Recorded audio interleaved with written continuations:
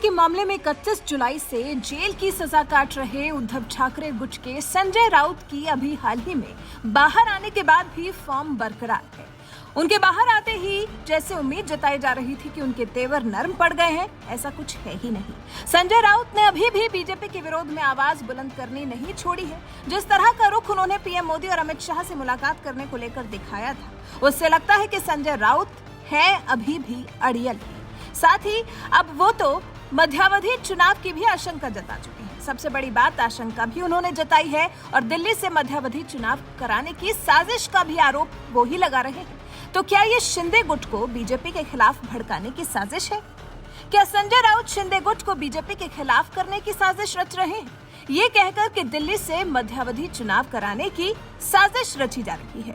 मतलब साफ है, संजय राउत पर वो कहावत बिल्कुल सटीक बैठती है कि रस्सी तो जल गई लेकिन संजय राउत का बल नहीं गया है। बीजेपी को नीचा दिखाने, बीजेपी के खिलाफ लोगों को भड़काने में राउत समेत उद्धव ठाकरे गुट दोनों ही बहुत आगे हैं।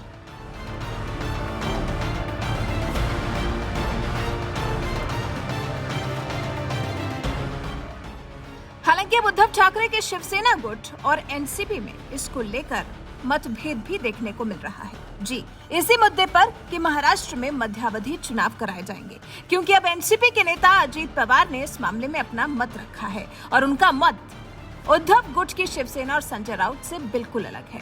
अजीत पवार से जब महाराष्ट्र में मिड टर्म पोल को लेकर सवाल किया गया तो उनका कहना था कि संजय राउत ने ये बात किस आधार पर कही, मुझे उनसे पूछना पड़ेगा। महाराष्ट्र में ऐसा कुछ नजर नहीं आ रहा है। साथ ही अजीत पवार ने यह भी कहा, महाराष्ट्र में ऐसा कुछ नजर नहीं आ रहा है जिसके मद्देनजर ये कहा जा सके कि मध्यावधि चुनाव हो सकते हैं। अजीत पवार ने मध्यावधि चुनाव की आशंका नहीं होने के पीछे का कारण भी समझाया है। उन्होंने कहा, मौजूदा सरकार को 145 से ज्यादा विधायकों का समर्थन है। जब तक राज्य की किसी भी सरकार को इतने विधायकों का समर्थन हासिल है, तब तक सरकार को कोई भी खतरा नहीं है। अभी एकनाथ शिंदे सरकार सुरक्षित है। लेकिन उद्धव गुट के सुर तो अजीत पवार के सुर से बिल्कुल अलग है।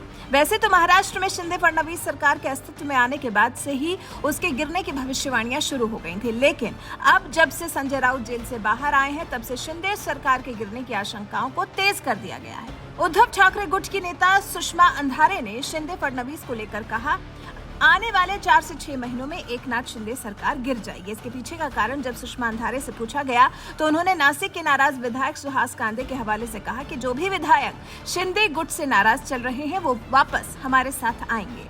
अब उद्धव गुट की ये उम्मीद कितनी पूरी होती है, वो जो शिंदे सरकार गिर जाने का दावा कर रहे हैं और इसे दिल्ली से ही रची साजिश करार दे रहे हैं। जेल से छूटने के बाद शिवसेना सांसद और प्रवक्ता संजय राउत फुल फॉर्म में नजर आ रहे हैं। रविवार को ही उन्होंने मीडिया से बातचीत की, आरोप लगाया महाराष्ट्र में मध्यावधि चुनाव कराए जाने की साजिश दिल्ली में रची जा रही है। इसके अलावा राउत ने यह भी दावा किया कि दिल्ली का मंसूबा देश के नक्शे से महाराष्ट्र को मिटा देना है।